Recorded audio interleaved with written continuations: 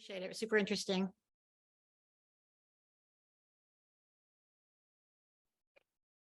All right, well, thank you so much, Alex. And I am really excited to transition us into the next part of our agenda for the day.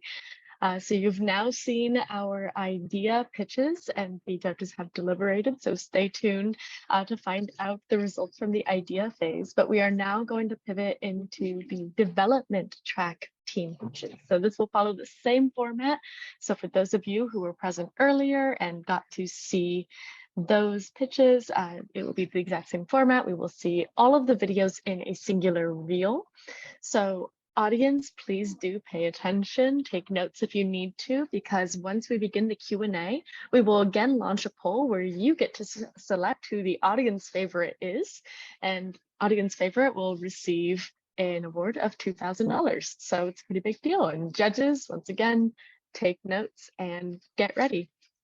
Very exciting. And we're gonna go ahead and remove a spotlight from Alex and start sharing the reel with the development track teams.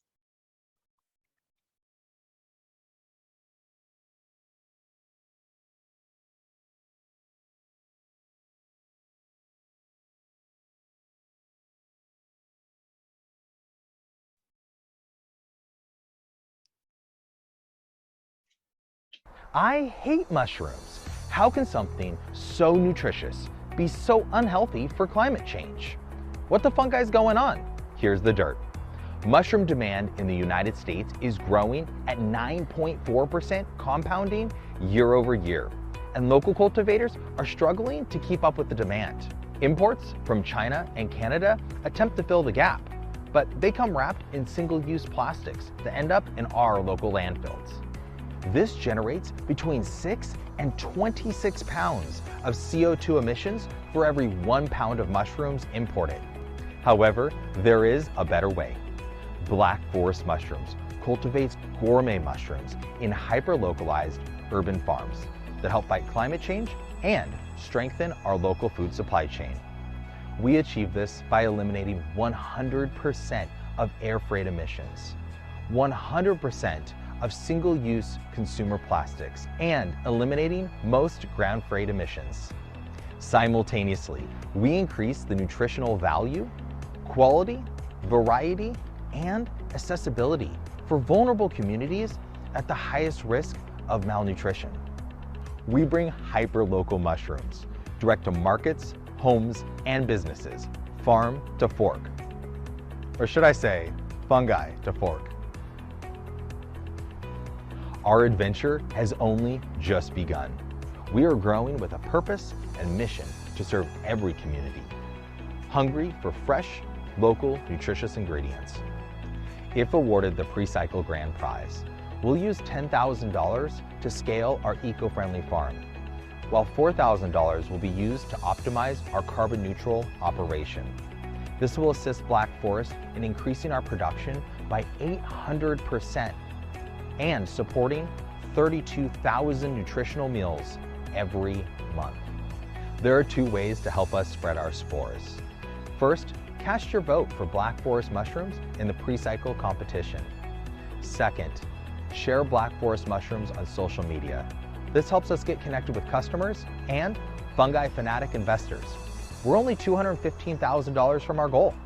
So, if you're on a hike one day and you look up to a particularly dark forest, heavy with mist, and feel the undeniable connection to something wild, take a deep breath and know you've made it.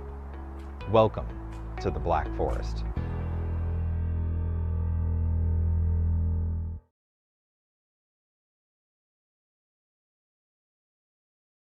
I'm Elizabeth Reisner with Rebundance. Did you know that 85% of textile waste ends up in the landfill or incinerated, where it releases toxic chemicals into the environment? Did you know in the US people spend $8 billion a year on bedding? Or that in King County, 3% of waste is recyclable textiles? Rebundance keeps textile out of the landfill by transforming post-consumer bedding into fabric and craft supply products through our innovative and socially uplifting business model. The textile industry is a huge and growing environmental problem. The industry carbon footprint is the 5th largest, contributing 10% of greenhouse gas emissions worldwide. That's 1.2 billion tons of carbon per year. The intensive use of resources, including water, fertilizer, chemicals, and energy, are depleting the planet. It causes deforestation and 20% of industrial water pollution. But people are taking notice. Consumers care about how their purchasing impacts the environment. Half of consumers say they are willing to pay a premium for sustainable products. In 90% of categories, sustainability marketed sales outpaced conventional products and made up 55% of new growth. Rebundance is meeting this demand with 2 main product lines: fabric and craft supplies that are cost-efficient for individual consumers, and fabric supply of premium quality for fashion designers and small business makers. We source from community partners, then clean, sort, and grade, and manufacture into new, high-quality product. Our process has an estimated 50% lower carbon emissions and uses 75% fewer resources than new textile. There is a growing market opportunity for sustainable craft product. For example, craft and hobby is the 2nd largest category on Amazon, and there's a growing maker culture online with YouTube and Instagram. But there is little to no competition at scale for upcycled craft supplies and a big gap in the supply chain for makers. We have a clear strategy for success and the experience to back it up. Our process lets us compete on price and margin with the ability to scale up volumes. As founder, I have 15 years of operations, finance, and management experience. From day one, this company is focused on social impact. It's not an afterthought, it's our model. It's a women-owned business. It will create local jobs for people from marginalized communities in South Seattle. Rebundance products will help change consumer mindset towards sustainability by bringing them high-quality upcycled products. The 2-year plan is to raise $50,000 of capital in year 1 and $200,000 in year 2 to invest in space, equipment, labor, and marketing to scale up and increase our impact. I hope you'll join Rebundance on this journey of transforming the textile industry.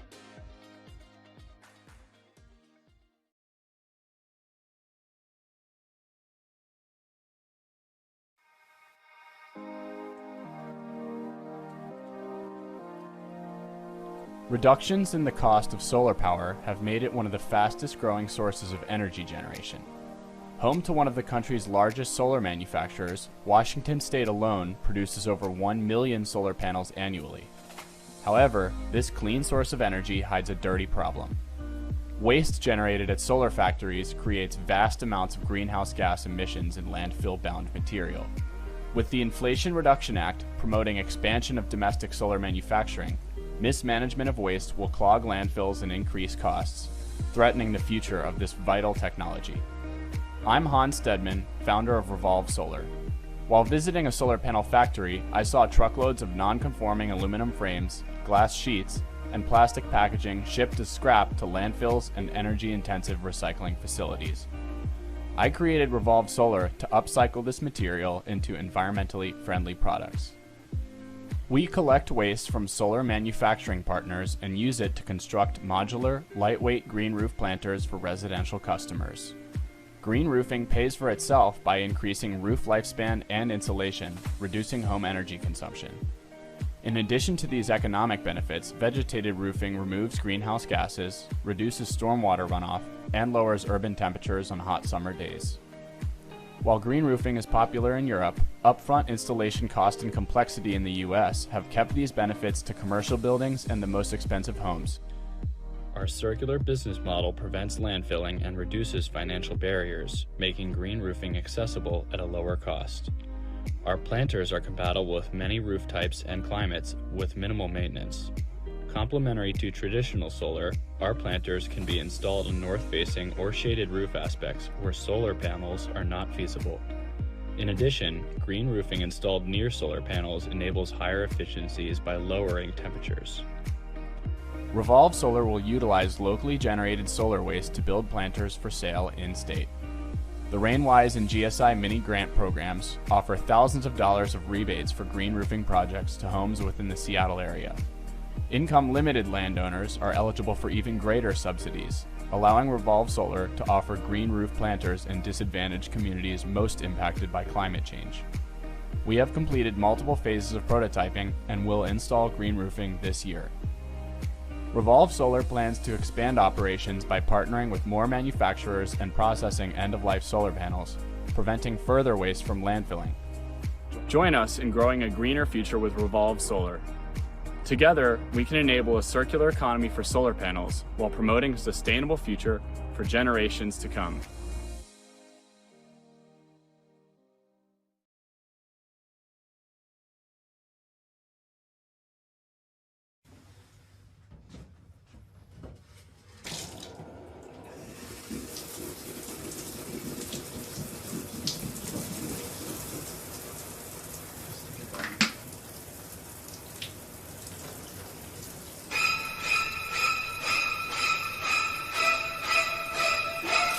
Babe, did you know that shampoo is like 80 or 90% water? And that the average US household uses 13 bottles of shampoo and conditioner every year. And that's over 1.6 billion bottles in the US alone. And that's a lot of plastic for a product that's basically bottled water in the shower. And that's why I created C-Bar, a line of shampoo and conditioner concentrates designed to reduce waste and save you money. See, each C-Bar is going to last as long as 2 to 3 bottles of the liquid stuff. And then refills, they come in these cardboard tubes, so you can quit pretending that those bottles you're using are actually getting recycled. I was gonna recycle those. Only like 13% of plastic packaging actually gets recycled. And even if it does make it into a bin, 25% gets rejected at the facility. Best case scenario, it can be reused twice. Plastic recycling just doesn't work. Unlike disposable bottles, your C-Bar is designed to be used over and over again, saving countless bottles from ever being manufactured in the first place. Your C-Bar is super easy to use. Just rub it across your hair a few times, and it works and lathers just like a salon quality shampoo. Because that's what it is, just minus the water and minus the plastic waste. What I love about C-Bar are the containers that it comes in. My customers love that this keeps their shampoo and conditioner from melting in the shower. The quality is incredible. It does not leave my hair waxy and heavy feeling like other shampoo bars do. My favorite thing about C-Bar is the applicator that it's in. It's a total game changer. And what I love is that for every item we sell, we clean up 1 pound of ocean trash. I have this vision where in millions of showers around the world, people make the simple choice of ditching their wasteful liquid shampoo, saving millions of bottles from ever being made, and creating well-paying jobs cleaning up the communities that need it most. And that's all without anyone spending a single dime they weren't going to spend anyway. We just swap celebrity endorsements and fat corporate profits for a clean ocean. We've been testing, tweaking, and learning how to sell C-Bar for a year now, and we are finally ready to scale. Currently, we make C-Bar here, in this tiny little lab. But with a small investment in equipment and inventory, we will reduce our cost of goods sold by 29%, which is going to increase our margins enough to be able to approach large distribution and wholesale accounts. We also plan to invest in a large PR campaign surrounding our next cleanup in the Philippines, with supporting organic and paid social to help tell our story. And we think C-Bar's story is pretty cool, and we hope you do too. You barged in here to tell me that? Yeah, everyone needs to know.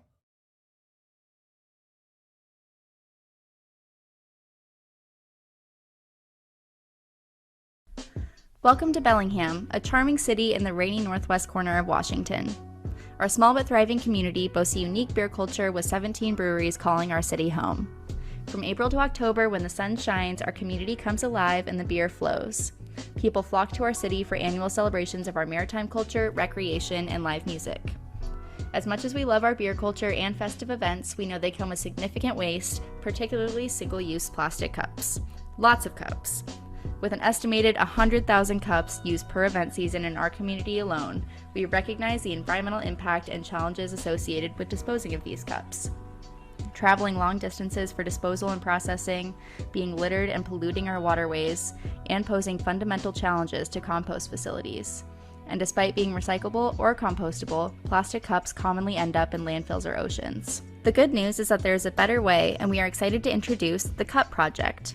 Our reusable cup catering service provides a sustainable solution to event organizers by offering stainless steel reusable cups that are used, collected, washed, and reused at the next event. In addition, we provide everything needed from signage to collection receptacles and even training, ensuring that event organizers can focus on hosting a great event while we take care of the cups. Reusable stainless steel cups have a lower energy and climate impact compared to single-use plastic cups after just 6 uses. And reusable cups don't just reduce environmental impact, they can minimize event organizers' costs. By choosing reusable cups, events can eliminate the need to purchase single-use cups and reduce waste collection costs, resulting in significant savings. Our team has deep roots in the local event industry, making us the best equipped group to serve our community. We offer the most durable, reusable material as an alternative to plastic cups, and our model maximizes the reuse potential of a single cup. We even provide a reward-based return incentive to encourage attendees to return their cups, minimizing the risk of theft and loss. At our events, we make reusable alternatives available to event attendees at no additional cost. All the money generated from our service goes back into the community, creating jobs and supporting local businesses. We are proud to have established relationships with local event organizers, approval from our local health department, and access to commercial kitchens for washing and sanitizing cups. Our ultimate goal is to create a replicable model to empower smaller communities like Bellingham looking to establish their reuse infrastructure. This year, we'll eliminate over 1,000 single-use disposable cups from the waste stream of one of our community's most prominent events. We're thrilled that many of our city's event organizers are ready to embrace reusable cups and save money with the Cup Project. But we need your help. The Cup Project needs more reusable cups to cater our largest event.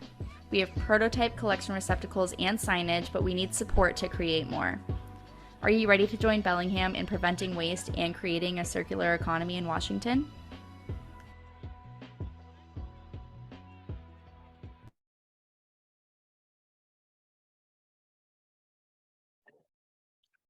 All right. Well, thank you for those amazing videos. I've gone ahead and launched the poll for audience favorite. So you will have access to this poll from now until the end of the judges Q&A session. So I would like to welcome Nathaniel from Black Forest Mushrooms and invite judges to begin a 5-minute Q&A.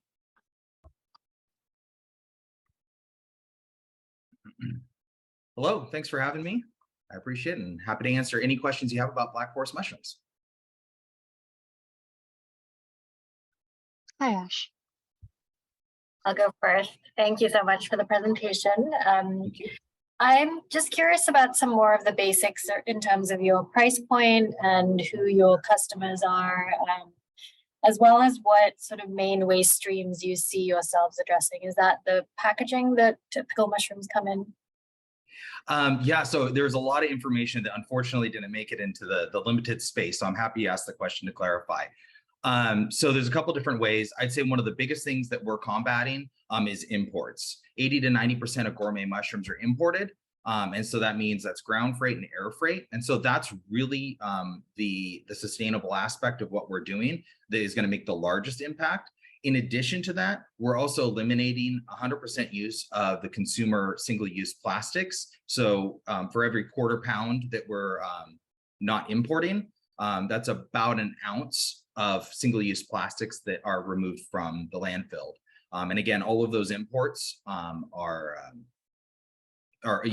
those single-use plastics as well. So that's more of the sustainable aspect of things. There's also the substrate that we grow on is already agricultural waste that we eliminate from being in the landfills in the first place. And so by the time we get used, we're already giving it a second, third, fourth life. And we've also partnered with Restaurant to Garden. It's a startup out of King County where we're actually working on a living compost. So we actually have a full cycle.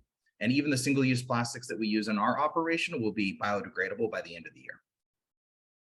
Did I answer all your questions? Just the price point for... Oh, yeah, this is actually something I'm really excited about. So right now, we offer kind of a price break for, if you buy a full pound versus a quarter pound. So our prices range between $22 and $32 a pound. But what I'm particularly excited about is that's only going to be for areas that are a little bit more affluent, right? So when we set up our hyperlocal farms and we're in highly populated areas or food deserts, we're actually going to be able to offer our products on a sliding scale. So our prices for hyperlocal mushrooms in Bellevue are going to be very different than if we were to set up in Lakewood, in the Tacoma area. And we base that on the local median income and publicly available information. Thanks for your questions. Great. All right, and Andy, you're up next. Great, thank you so much for your presentation. I have like a two-part question, if that's okay. So, absolutely. I wanted to understand your business model a bit more. You mentioned urban farming or urban gardens. Correct. So do you grow the mushrooms, or are you like a mushroom broker? So you sort of like have relationship with the people that grow them and then you sell them? And then depending on the answer that you give to that, could you say a bit more about who your customer is? Who's your ideal customer that you're going after? Yeah. We are Complete Fungi at a Fork. And we are actually working on securing our own sourcing as well. That's already built into a larger plan where we'll actually locally source every one of our raw ingredients. So then we are not even worried about the shipping of our raw ingredients as well. Let's see. So yeah, Complete Fungi at a Fork for you there. So not only that, but we also have value-added products that we do locally as well. And then as far as, I'm sorry, what was the second question? Yeah, so I was also thinking about who your customer is. Who's your customer you're trying to target? Thank you. I appreciate the clarification of my memory there. So our target market, we actually don't have a target market. We have a target individual, and obviously outside of the individual, we'll hit a lot of other people. But her name is Molly. She is 32 years old. She shops at farmers markets anywhere between 2 and 4 times a month. She prefers to cook at home, but also enjoys going out to eat more for the exploratory aspect of new menu items. She's realizing that she needs to start eating a little healthy, has a dog, visits a winery 2 to 3 times a month. I can go on, but that's kind of our target market right now. Specifically for a B2B segment, which we'll be rolling out here in the next month. And we already have B2B clients lined up. But one of the biggest problems we're solving for them is having something that's more sustainable, more of kind of a protein replacement for like meat. So in this case, vegan and vegetarian options at restaurants that historically don't have vegan and vegetarian options. So they're going to be able to tap into two of the fastest growing dietary needs in the United States. So those are a few points on kind of our target market. But we mostly hit farmers markets right now. And we also have a Fungi at a Fork delivery service where we take fungi at a fork in a matter of hours from harvest directly to your door. So we completely eliminate the distribution networks that typically lead to poor quality mushrooms and the reason that people don't like mushrooms in the first place or don't like mushrooms. Great questions. All right. Well, thank you so much. That is time for your section, the Q&A. So thank you so much. And I'm now going to hand this over to Elizabeth's section of Q&A. So that is redundance. And so judges, please come up with your questions for Elizabeth. Hi, thank you for having me.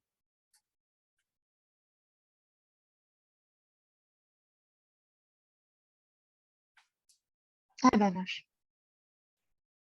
Thanks so much for your presentation. I was wondering if you could talk through a little bit how you are sourcing your fabric, how you propose to collect the fabric and the steps beyond that point that that would need to happen in order for the product to land in a store and in your target audience. Great. So right now I've been working with small thrift stores and also buy nothing groups and Precycle. So it's been very small sourcing. I just don't have the capacity to take more than that right now, but I've just secured more storage space recently. So I've started reaching out to Ridwell and some larger thrift stores. And then I've also been exploring hotel chains as they dispose of their bedding textiles. And so I'm trying to grow it step by step. And then we have a thorough cleaning process that follows all of the guidelines for making sure that fabric is cleaned properly. And then there's a few different processes after that. With some of the fabric is high enough quality that we can simply clean it, cut it, and then package it to sell as fat quarters for quilters, or for people who are making fashion. Or then the lower quality fabric we turn into rag yarn, which is cut on the bias so it doesn't fray. It's really sturdy. You can make a lot of things with it. You can weave or crochet. And so it's great for hobbyists. And so it just depends on the grade of the fabric. And then we have some full synthetic fabrics that are going into pillow liners and things like that, where it's not necessarily the high quality and it's not a great feel, but it can go inside of something else or be part of something else. So there's so we have a few different processes depending on the product. And our target audience, sorry.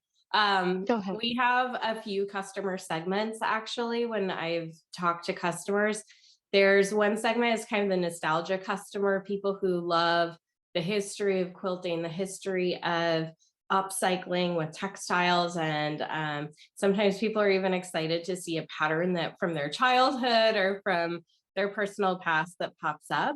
And so I think of those as like the nostalgia customers. And then we have the younger makers who they really are focused on creativity versus consumerism. They want to make their own items. And then there's kind of the general crafters who are simply might be swapping what they would buy at the craft store for an upcycled product.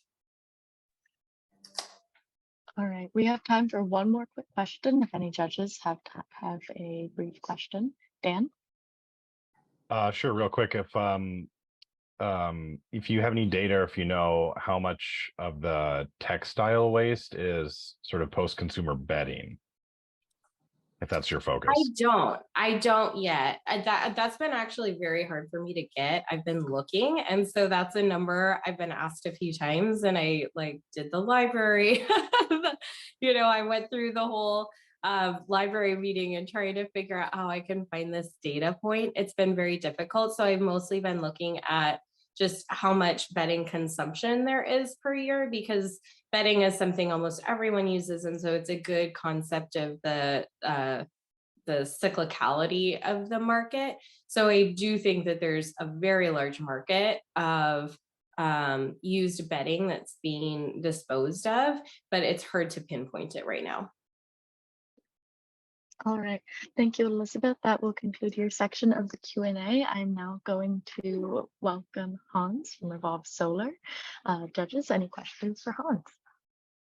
Hey everyone, just want to make sure you can hear me. All right, and we're going to start with Natasha. Okay. Hello, thank you for your presentation. I love all the background and how you mentioned sort of Washington being a leader in this solar panel movement, and just thinking about the different communities that have access to solar panels, say homeowners versus renters. I know at one point in the video you mentioned sort of green roofing, apologies, and then sort of the outreach or education for to communities that are mostly impacted by climate injustice. So can you talk a little bit about the education piece and outreach, like with green roofing? Like, how would you inform those communities of that option? And do you think of that as like partnering with credit unions or nonprofits to sort of spread the word? Just a little, anything you have about sort of the outreach and education piece of these sustainable options. Yeah, of course. And I think that's a really great question, and something that I'd also like to kind of point out was on my 2-pager, but I forgot to put into the video, is that there's actually a nationwide bill right now meant to put green roofing on public schools. So kind of talking about just what you were bringing up about education and green roofing and how we can really use it to kind of inform all sorts of communities about the environmental benefits to incorporating green roofing and other green infrastructure. As far as how I would, or how would Revolve Solar really be answering that part of the equation specifically, I think that partnering with kind of that existing program with the grants that I was mentioning through Rainwise and the 12,000 gallons project would be a really good way to start. So that would be kind of going to local community leaders and also reaching out to, local policy leaders about sort of outreaching to the community and see who would be most interested in, in implementing some of this type of infrastructure on their own roof. Does that answer your question? Yes, it does. Thank you. Cool, thanks. We'll now go to Dan. Yeah, I got maybe confused. I was wondering two-parter. First is, are you working mostly with just the manufacturing byproducts, or are you also going to be working with residential panels at the end of life? Yeah, so that's also a great question. And, it's kind of a relic of how I got into this whole space in the first place. Initially, a year ago when I started everything here, I got started in the solar panel space because I heard that 90% of solar panels are not recycled at end of life. And Washington is actually the only state right now with what's called an extended producer responsibility, meant to make it so that there's a fund set aside for recycling these panels at end of life. But within Washington, there's actually currently some policy headwinds, such as the fact that end of life solar panels are classified as hazardous waste currently, as well as the fact that the state just didn't get that much solar until the late 2010s. So a lot of these panels are not going to be reaching their end of life until the 2040s or so. So initially, I'm focusing on the manufacturing byproduct that I talked about in the video, because our state's already making 1 million solar panels per year, and they're already sending, thousands and thousands of tons frequently out of state, like I said, with the solar panel glass, out of state to other places that'll accept it. So really my goal is to start with the manufacturing waste and expand that way, and then, scale from that into processing the end of life waste as well. But, with the waste coming from the manufacturer, it just makes things quite a bit easier to not have to deal with the hazardous waste issue, as well as having just kind of a single point of contact for waste. All right, thank you. We have time for one more brief question. So just keep time in mind. Benush, you're up next. Yeah, so I could see the value of these panels, these upcycled panels for institutions, but you also talked about residential as being a primary target market for yourself. Do you have any sense, or have you collected any data on how people feel about the look of the panels on their homes?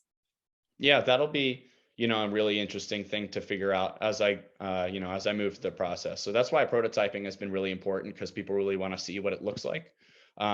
What I can say is that in other countries, especially in Europe, where they've had green roofing around for a lot longer, there's already companies with a pretty similar business model in place. So in Germany, which is kind of the world leader in green roofing, over 10% of the roofs are already green, and there's companies that are installing roofing on residential properties. Whereas in the US, they really only have green roofing for commercial buildings. And there's some homes that are single family that have green roofing as well. Like, for instance, I was paddleboarding on Lake Washington, and I saw over near Mercer Island a house with a green roof, but it's also like $25 million I was able to find on Zillow. So that's not really accessible for your average person.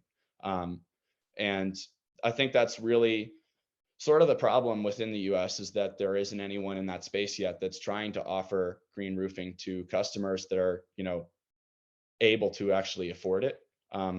And also, might be interested in having something aesthetically different on the roofs. And I think that within the Seattle area specifically, there's a lot of people and, customers that would fall into that bracket. All right, thank you, Hans. I'm going to now transition to the next Q&A. So this is going to be Greg with CBAR.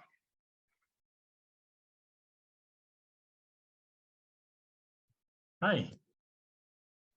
And judges, if you have questions for Greg, now is the time. Hi, I'm Shiva. Thank you. Thanks for your presentation, Greg. Yeah. Just similar to what questions we've asked other teams, could you talk a bit more about the price point and customer basis, and sort of who your key audience and customers are right now as well? Yeah, so our price point is $16 for a new bottle and $14 for a refill. Because it lasts so long, it makes it comparable to everything but the really cheap stuff at the drugstores. And our target audience is actually people who use kind of that mid-tier shampoo and want to do something a little bit better. It's a really easy swap to reduce your waste. It's a one-time decision and it can pay dividends for years. So we're looking to sell primarily through retail and drugstores, mostly because only 12% of shampoo is purchased online right now. It's a product that people want to buy where they already shop. Thank you. We'll go to Megan. Thank you. I had a question because in the video you had a that if you sell a certain amount, you'll do beach cleanup. So is that just part of the company value, or is that part of the circular loop? And then does it work on other hair types? So does it work on curly hair? Yeah, so it is baked into the company. It's why we named it C-Bar. Originally we picked up all the trash ourselves. And then my sister, Katie, she used to live in the Philippines, and one of her friends from the Philippines reached out to me randomly on Facebook and was like, hey, I want to get involved. And so we actually put together a crew over there in the Philippines that we work with, and we're able to clean up a lot more trash. Luckily, we don't have that much here, and it's a big ocean. As for what hair types it works for, yeah, it works for all hair types. The main difference between all of those ingredients, or like all of the shampoo bottles you see in an aisle, are concentrations of ingredients. And so when you control the concentration, you can make it work for curly hair.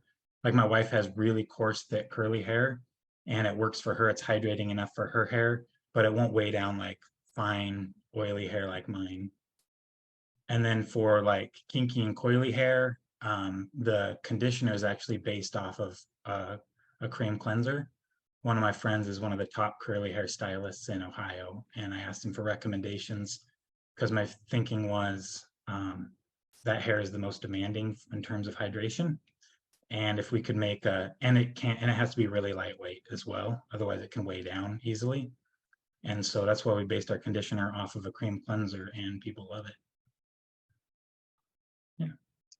All right, well, we only have time for one more question. And so, Andy, we will go to you. Super quickly then, thank you so much for your presentation. I was going to ask about the length of time a bar sort of lasts, but I think you sort of answered that with a previous question. So I wonder whether you could reflect slightly on your product range and what plans you've got to either expand it or build upon it in the future. Yeah, so we think that this form factor can be expanded quite a bit. The reason we did refillable, because people really don't like the naked bars in a shower. Cardboard deodorant tubes, people have a lot of complaints about. So the refillable plastic is pretty cool. It lasts forever. It works really well. The problem is that we take a product that will last forever and we use it for 6 months or less on average and then throw it away. And so ours, I've got the ones that I first started testing with that have been going for 2 years now and they're still fine. As far as extensions, deodorants, body soaps, shave bars and gels, beard products. So we think that form factor fits well into that. Basically, any of these highly diluted products that we've been told are liquids that are actually solids that are just diluted, we can kind of go after that.